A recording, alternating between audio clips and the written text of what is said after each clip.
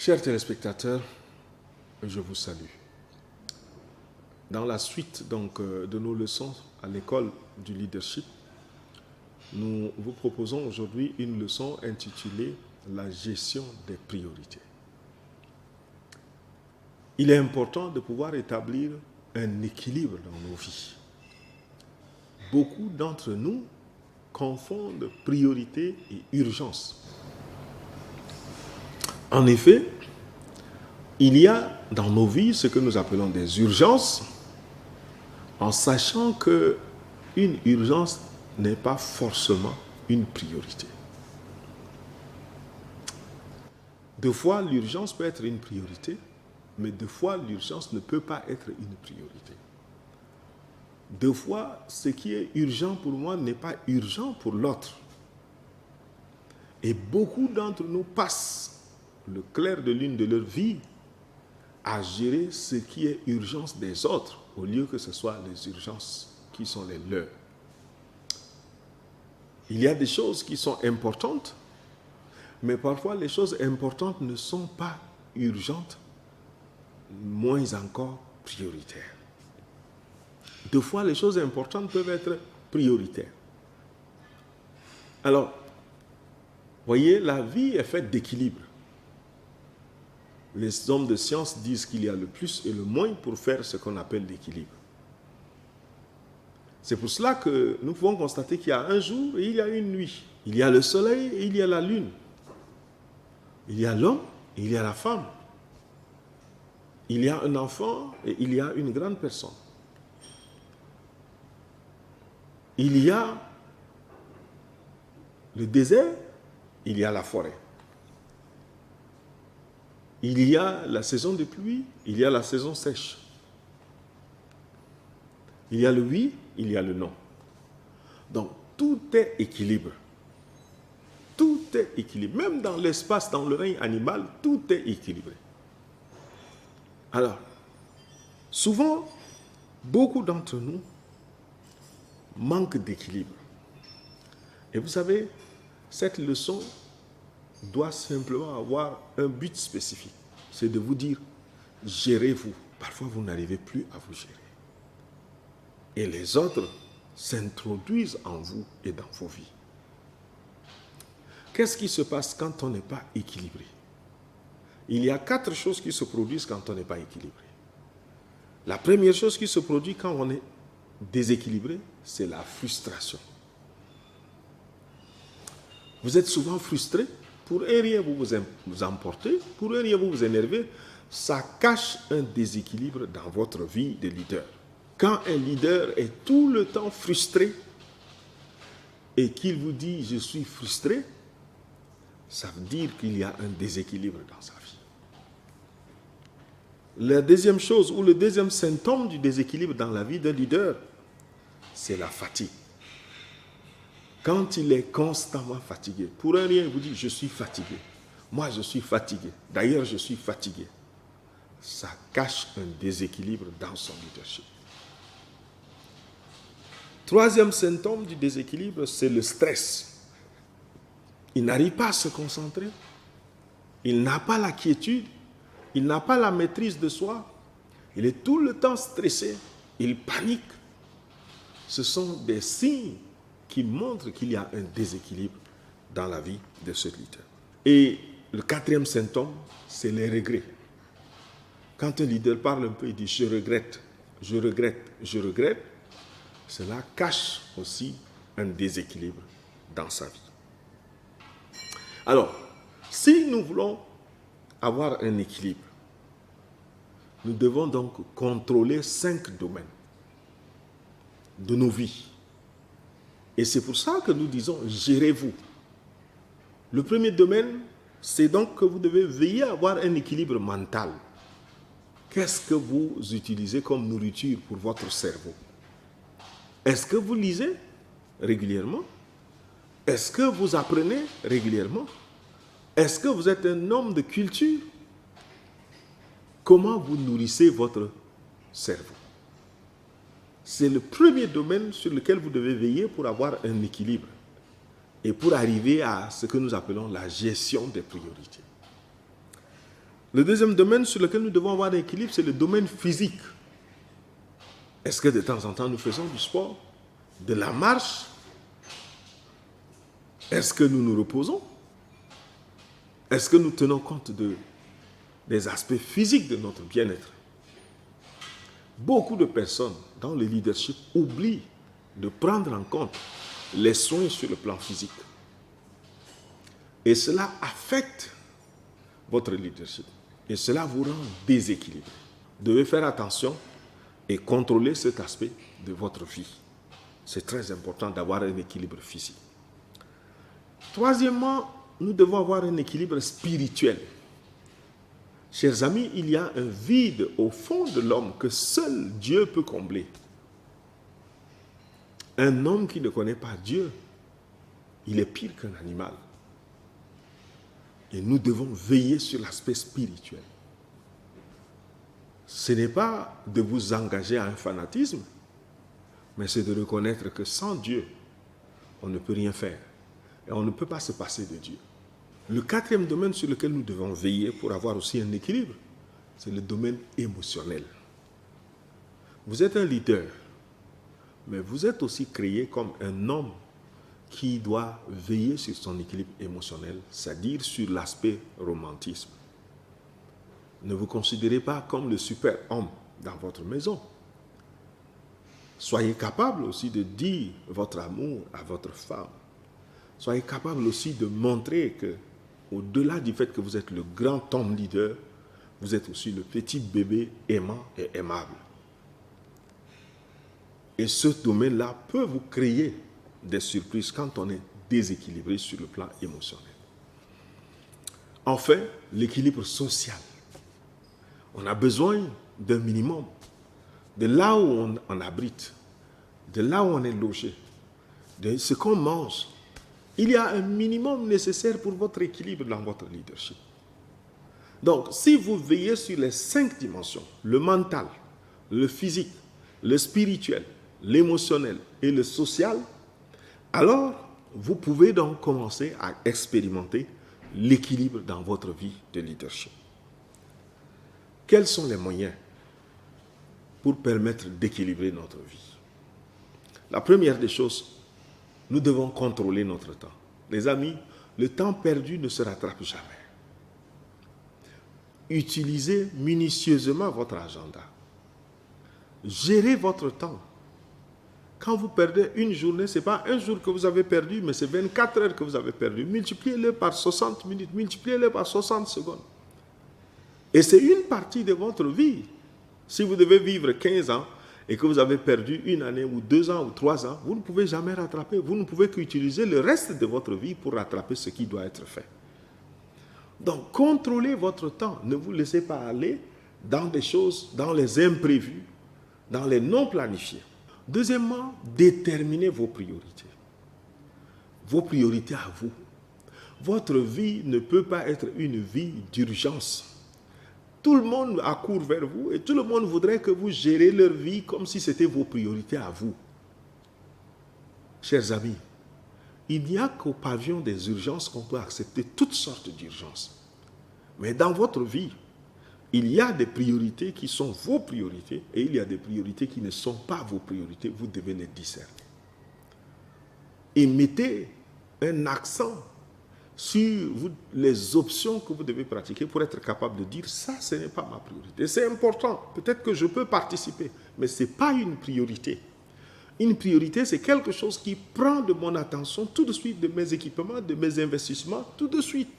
Des fois, il vous arrive qu'un matin, un monsieur apparaisse chez vous et vous dise « ma femme est en travail et que je n'ai pas les moyens de pouvoir donner aux sages-femmes à l'hôpital ». Ça, ce n'est pas du tout une priorité. Pour lui, c'est une priorité parce que sa femme est en travail. Mais pour vous, ce n'est pas une priorité parce qu'avant que sa femme n'accouche, elle a eu 9 mois à porter l'enfant. Qu'a-t-il fait de ces 9 mois? Et avant que sa femme ne soit enceinte, il a pris le temps parfois de réfléchir. Donc, les priorités des autres ne peuvent pas être forcément nos priorités. Les urgences des autres ne peuvent pas être nos urgences. Il y a des choses importantes, il y a des choses nécessaires, il y a des choses urgentes. Faites une certaine liste. Troisièmement, fixez des objectifs spécifiquement. Qu'est-ce que vous voulez réaliser sur ce temps, dans cette journée? Qu'est-ce que vous voulez atteindre comme objectif? Ne restez pas dans le vague.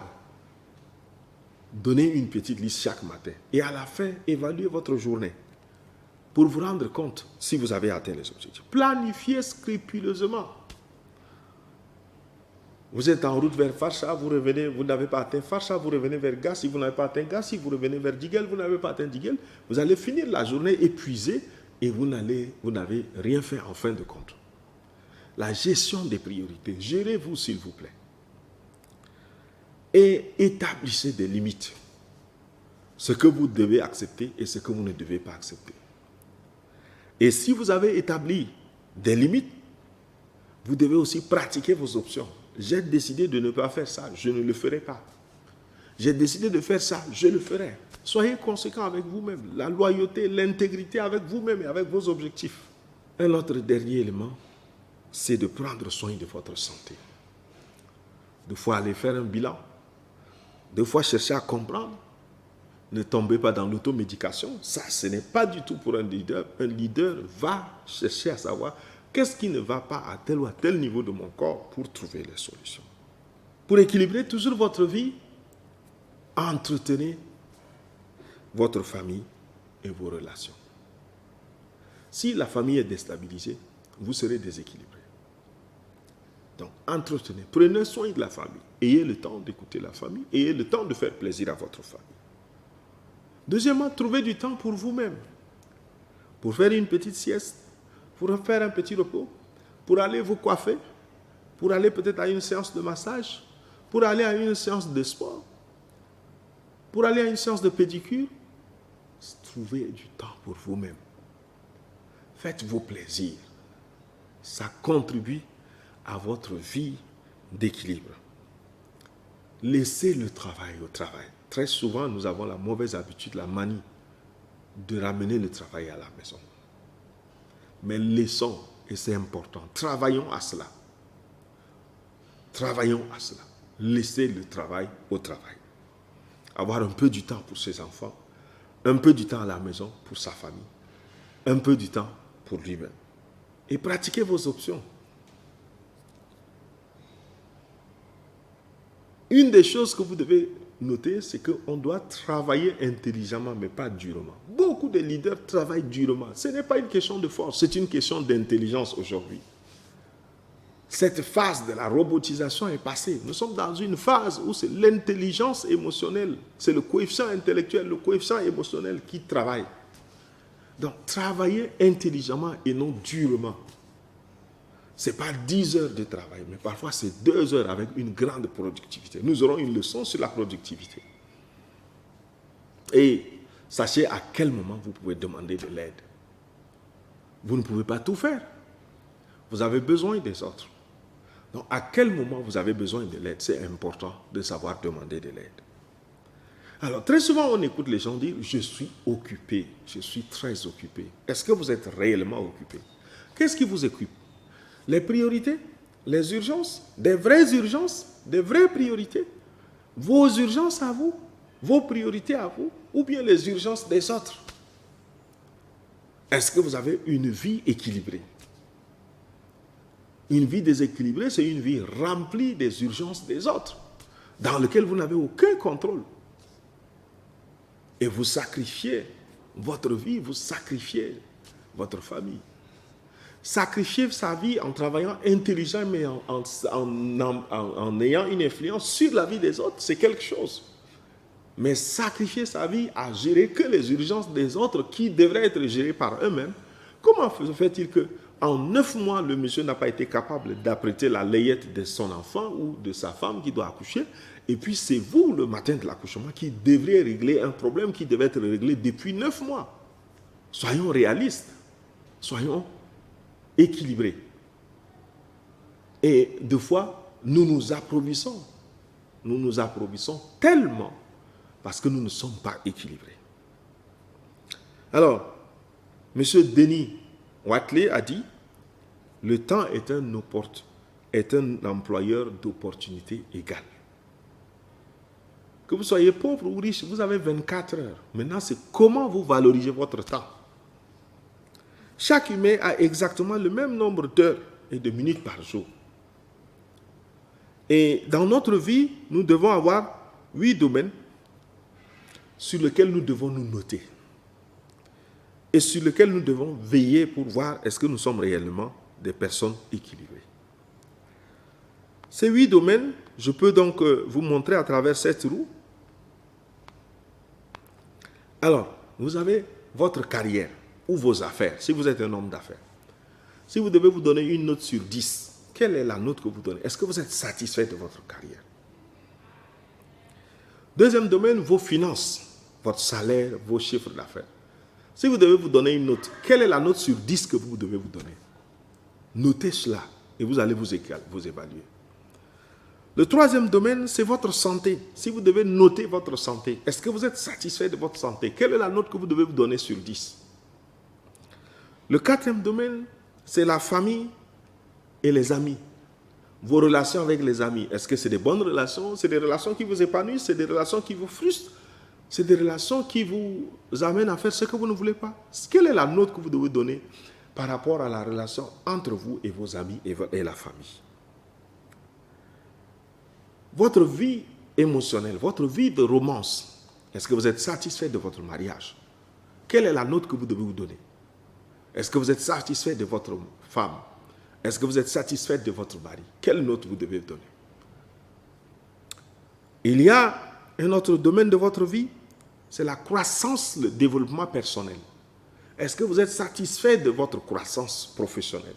Quelle est la note que vous devez donner? Est-ce que vous avez l'impression que vous avancez et que votre expertise, vous réalisez de mieux en mieux? Vous vous épanouissez? Vous avez de la joie à faire votre travail? Quelle est la note que vous devez vous donner sur 10? Votre vie de loisirs, quelle est la note que vous devez vous donner? Est-ce que vous avez une vie de loisirs? Sur 10, quelle est la note? Et enfin, votre environnement physique, là où vous dormez. Si vous allez à vos toilettes, vous êtes satisfait de passer à vos toilettes ou bien vous êtes content quand vous allez à une toilette quelque part que chez vous? Là où vous dormez, quelle est la note que vous devez vous donner par rapport à tout cela? C'est donc un exercice important que vous devez donc retenir. En avançant pratiquement vers la fin de notre leçon, je voudrais dire encore une fois de plus que tout leader équilibré, pour prendre une décision, a besoin de 3 éléments importants. Avant de prendre une décision, il y a 3 éléments que vous devez rassembler. Le premier élément, c'est qu'est-ce qui est requis? De quoi ai-je besoin pour prendre la décision? Le deuxième, c'est que si je prends la décision, c'est pour quel meilleur rendement? C'est pour obtenir quoi en prenant la décision? Qu'est-ce que je veux obtenir? Et la troisième chose, c'est quelle sera la récompense? Est-ce que moralement, je serai heureux après avoir pris la décision?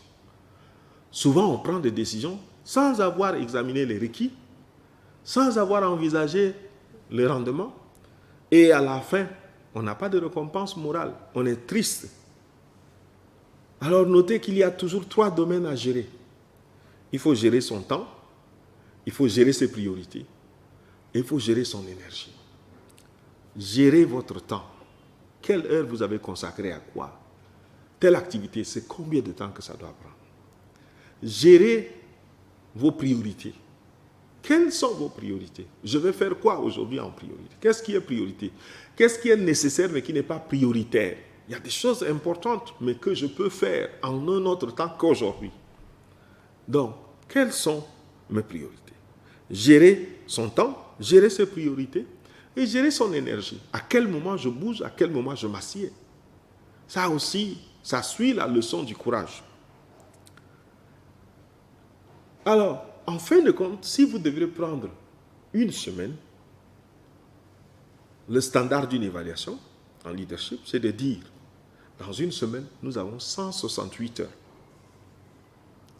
Si vous consacrez 8 heures par jour à dormir, ça veut dire que dans une semaine, vous allez dormir pendant 56 heures.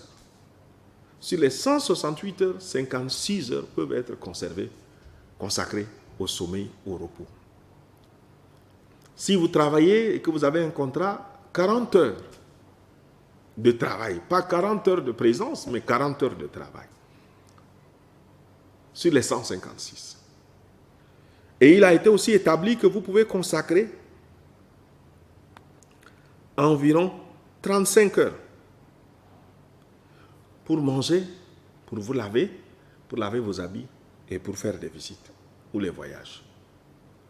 Donc, 56 heures pour dormir dans une semaine, 40 heures pour travailler dans une semaine, 35 heures pour manger, pour boire, pour se laver, pour aller visiter, pour laver ses habits. Il vous restera encore 37 heures. Vous voyez? Malgré que vous avez du temps pour dormir, du temps pour voyager, le temps pour vous nettoyer, pour laver vos habits, pour dormir et pour tout cela, il reste encore 37 heures. C'est pour ça souvent qu'on dit qu'un homme normal doit avoir 7 sources de revenus. 7 sources de revenus. Autrement, en dehors des 40 heures, vous avez encore 37 heures pour faire quelque chose et augmenter vos revenus.